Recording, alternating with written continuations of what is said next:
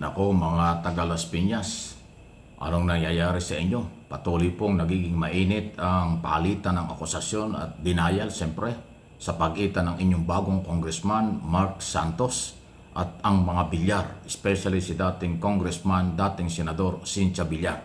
Pakinggan niyo itong report na ito tungkol sa binabaha. Ang sabi ni Santos, dahil sa mga project ng mga Villar, sa tabi ng ilog at mga kalyeng ginawa papunta sa kailang mga property, kaya daw binabaha. Ang sabi naman ni Cynthia, inggit ka lang daw. Aba, matindi talaga ha. Ito, pakinggan ninyo itong balitang ito. Ha? Tingnan natin kung makukuha itong balitang ito na pinapalabas na iinggit ka lang daw, Congressman Santos. Kung yung mga gunita ng isang araw, nilabas ko na ho yung kanyang mga sinabi doon sa public hearing sa Congress. Matindi ang kanyang mga batikos doon at in-expose na mga nangyayari sa Las Piñas. Inipensahan ni former Senator Cynthia Villar ang pagpatayo ng Zapote River Drive sa Las Piñas City. Ito ay matapos sisihin ni Las Piñas City Representative Mark Anthony Santos ang mga pagbaha sa lugar dahil sa naturang proyekto na ipinatayo ng mga Villar. Paliwanag ng dating senadora, walang pagbaha sa lugar at hanggang 2/3 lang ng Zapote River ang naitalang pinakamataas na level nito. Itinanggi rin ito na pinakipot ang ilog dahil bawal anya ito, habang ang nasa 5,000 informal settlers na dating nakatira sa tabi ng Zapote River anya ay maayos na nailipat sa Naik, Cavite. Nainggit lang siya doon kasi lahat ng tao na-appreciate yung River Drive. Ang aking River Drive, 40 kilometers. I built it for 10 years, from 2012 to 2022. Oo. At pinagtyagaan ko yon. Yung ginawa kong kalye, kaya ako ginawang kalye yon. Paano mo lilinisan ng river kung walang road papunta sa river? At nung mayari, nakatulong pa sa pag-ibsa ng traffic sa Las Piñas. Lahat ng mga private vehicle doon dumadaan. Ayan o, so matindi po yung issue nga sa Las Piñas. Kayo po mga taga Las Piñas, mga Pilipino sa buong mundo na taga Las Piñas, saan ba kayo maniniwala dyan?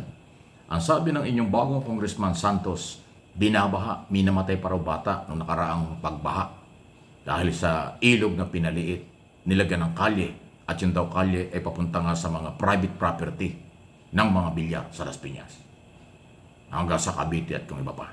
Sabi naman ni Cynthia, yung babae na pakinggan nyo, ayun, nakinabang daw ang mga taga Las Piñas.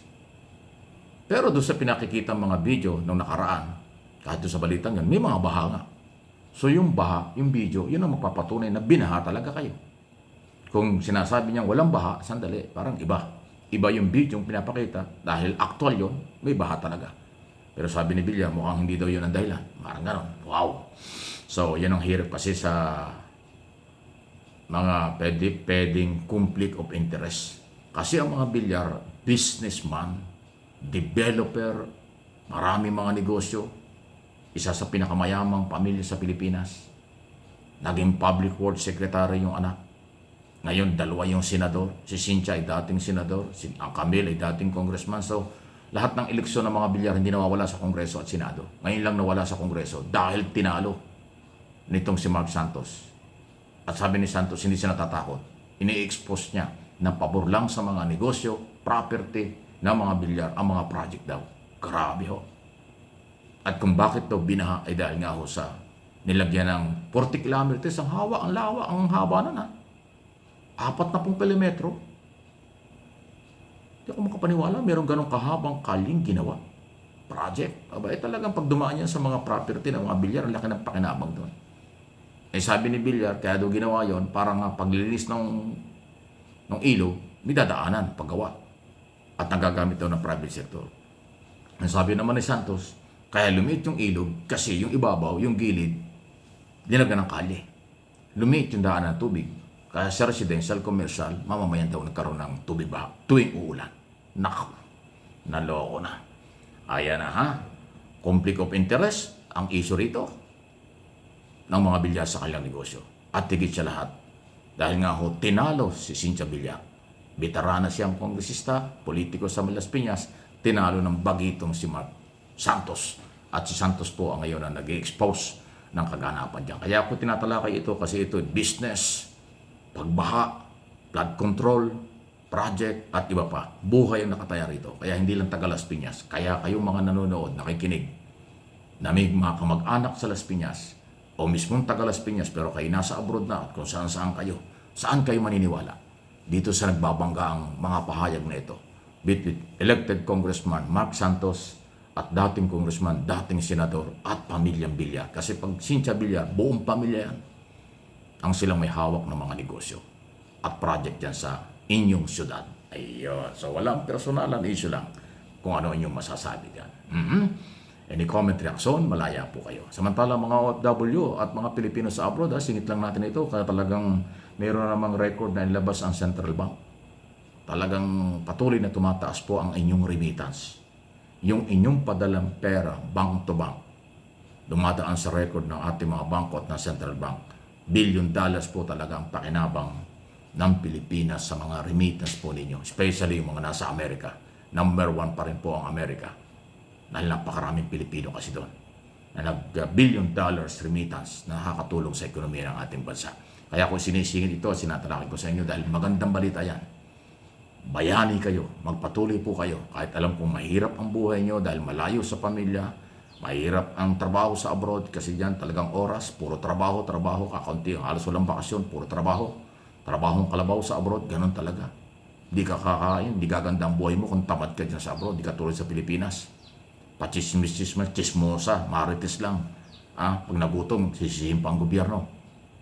Tambay dito sa Pilipinas. Pag nagkasakit, sisihin ang gobyerno. Sa Amerika, sa mayamang bansa, hindi ganun.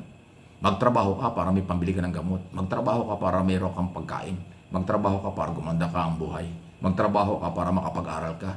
Magtrabaho ka para makabili ka ng kailangan mo. Ganon sa mayamang mga bansa. Iba doon. Pero yung ginagawa ng mga Pilipino sa abroad, alam kong naintindihan nila sinasabi ko, ayun, kinabubuhay ng kailang pamilya at malaking tulong kayo sa ekonomiya ng ating bansa. Kung ang mga Pilipino lang ay lahat nagtatrabaho, maunlad talaga ang Pilipinas. Ang Pilipinas hindi mahirap. Mayaman ang Pilipinas, pinagnanakawan lang. Ninanakawan lang ng mga abusado. Pero ang mga Pilipinong walang trabaho, mga Pilipinong hindi sapat ang kinikita sa kailang pangailangan, yan po yung binibigyan ng ayuda. Kasi bilyon-bilyon din po ang ayuda. Pera na ginagastos sa national government galing sa taxes ng taong bayan. Pang-ayuda. Kung may trabaho ang Pilipino, hindi na ayudahan. Ang problema yung iba ho talaga hindi ko nila lahat tamad ayaw magtrabaho kasi umaasa sa ayuda. Dahil sa ibang bansa, hindi po ganun. Trabaho ka kung gusto mong mabuhay. Gusto mong guminhawa, magtrabaho ka, maghanap buhay ka. Kahit anong trabaho, huwag kang mamili pag ikaw ay nasa abroad. Pero dito sa atin, namimili na ng trabaho, pag ayaw magtrabaho. At umaasa sa kapatid, umaasa sa mga magulang, umaasa sa ayuda, umaasa sa ano. Yan ang ugali ng iba, hindi ko nila lahat. Kaya baguhin na ninyo, ang pag-unlad ay dahil sa pagsisikap. Ang pagganda ng buhay ay dahil sa marangal na hanap buhay. Yun lang po yun. Huwag tayong umasa sa bulsa ng may bulsa. Huwag nating asahan ang kinikita ng iba. Gumalaw tayo, gumalaw kayo. Huwag kayong magagalit.